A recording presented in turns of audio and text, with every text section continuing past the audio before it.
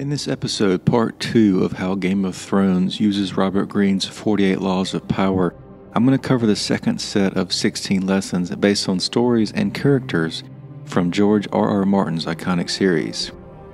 Law 17. Keep others in suspended terror. Cultivate an air of unpredictability. Humans are creatures of habit with an insatiable need to see familiarity in other people's actions. Your predictability gives them a sense of control. Turn the tables. Be deliberately unpredictable. Behavior that seems to have no consistency or purpose will keep them off balance, and they will wear themselves out trying to explain your moves. Taken to an extreme, this strategy can intimidate and terrorize. One particularly unpredictable character from Thrones is Beric Dondarrion, the Lord of Blackhaven and the head of House Dondarrion. He lives like a knight, even partaking in tournaments from time to time, but he's also been brought back from the dead half a dozen times. Overall, his enemies are afraid of how unpredictable and dangerous he could be. Law 18. Do not build fortresses to protect yourself. Isolation is dangerous. The world is dangerous and enemies are everywhere. Everyone has to protect themselves. A fortress seems like the safest place, but isolation exposes you to more dangers than it protects you from. It cuts you off from valuable information. It makes you conspicuous and an easy target. Better to circulate among people, find allies, and mingle. You are shielded from your enemies by the crowd. Living in isolation, we think of the Siege of Storm's End and Stannis Baratheon, but also Lady Lysa Arryn, who still treats her son Robert like an infant. They're living in their own world, and they're slowly going mad. Family means everything to me. Law 19. Know who you're dealing with. Do not offend the wrong person. There are many different kinds of people in the world, and you can never assume that everyone will react to your strategies in the same way.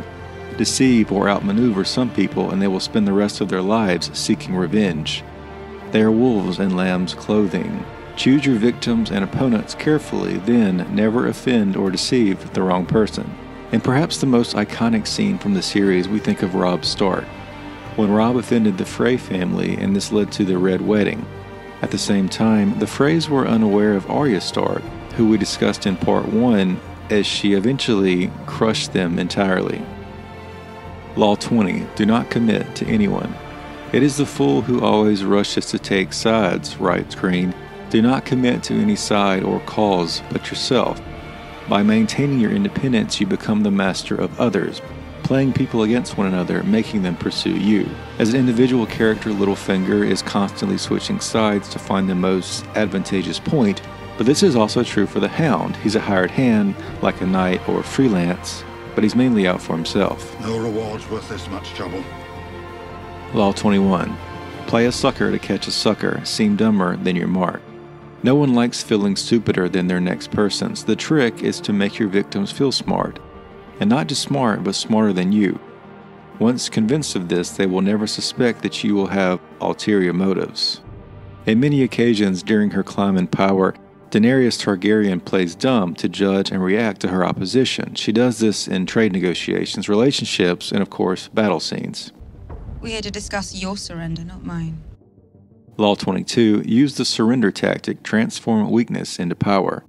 When you are weaker, never fight for honor's sake. Choose surrender instead. Surrender gives you time to recover, time to torment and irritate your conqueror, time to wait for his power to wear. Do not give him the satisfaction of fighting and defeating you. Surrender first. By turning the other cheek, you infuriate and unsettle him. Make surrender a tool of power. Here we think of Sansa Stark. She's essentially working under Littlefinger, and she knows he lusts after her at an early age. She understands that she can manipulate him, and she actually uses his own tools against him. You won't even be able to protect yourself if I tell Brienne to cut you down. Law 23. Concentrate your forces. Conserve your forces and energies by keeping them concentrated at their strongest point. You gain more by finding a rich mine and mining it deeper than by feeding from one shallow mine to another. Intensity defeats extensity every time. When looking for a source of power to elevate yourself, find the one key patron, the fat cow who will give you milk for the longest time. This example is best seen through the Night's Watch.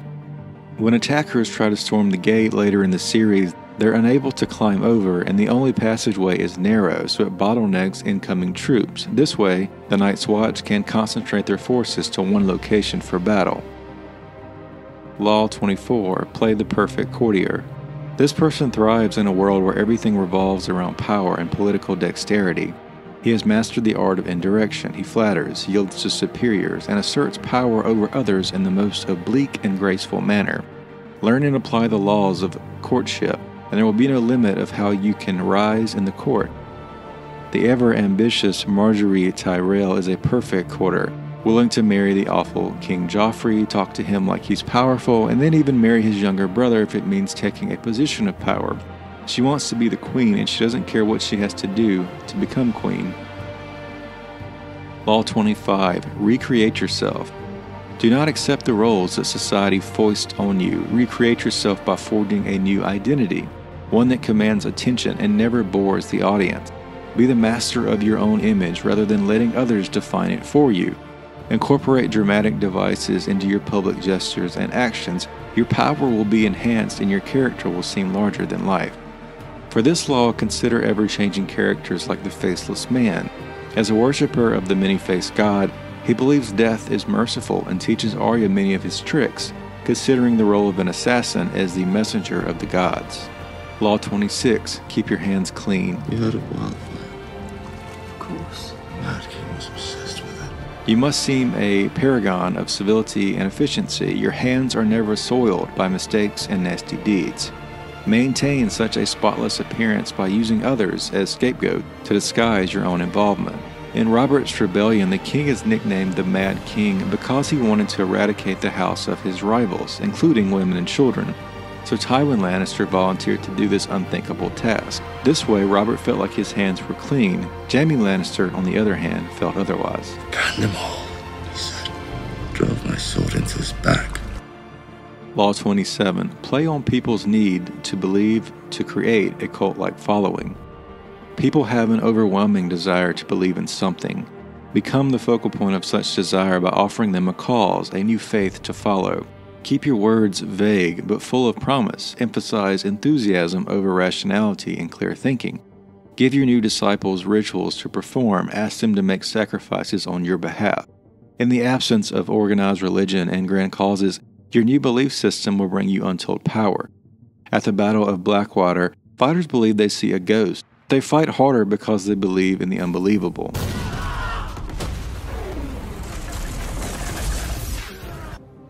Law 28. Enter action with boldness. If you are unsure of a course of action, do not attempt one. Your doubts and hesitations will infect your execution. Timidity is dangerous. Better to enter with boldness. Any mistakes you commit through audacity are easily corrected with more audacity. Everyone admires the bold, but no one honors the timid. At Slaver's Bay, the 3 former slave communities were famously liberated thanks to the Dragon Queen. Her bold decision helped her make the massive decision, even though it was unpopular but essential. Law 29. Plan all the way to the end. The ending is everything. Plan all the way to it, taking into account all the possible consequences, obstacles, and twists of fortune that might reverse your hard work and give the glory to others. By planning to the very end, you will not be overwhelmed by circumstances and you will know when to stop. Gently guide fortune and help determine the future by thinking far ahead. Here we could think of Arya's list once more, but also Bran Stark.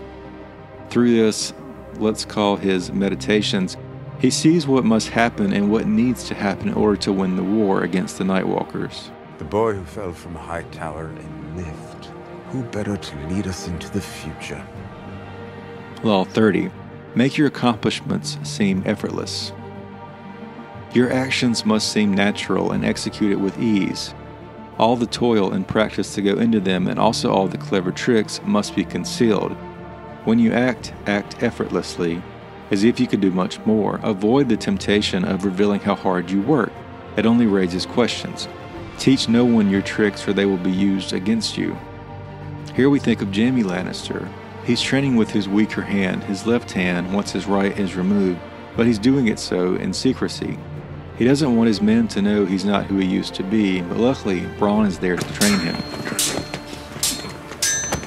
Mind yourself. Law 31.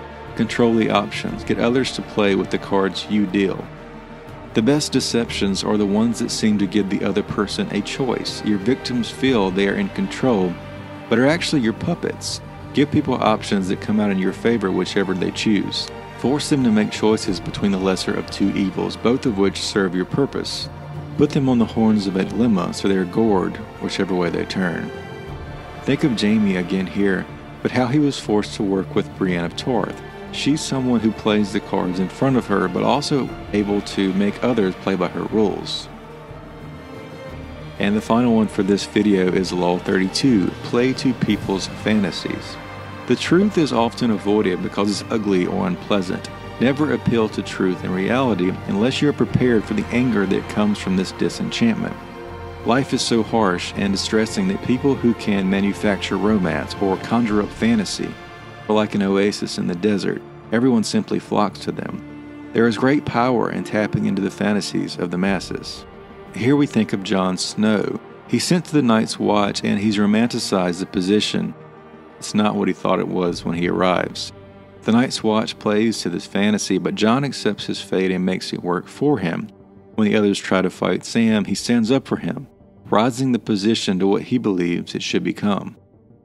I'm sure there are countless other examples, so feel free to reference your favorite scenes or characters in the comments.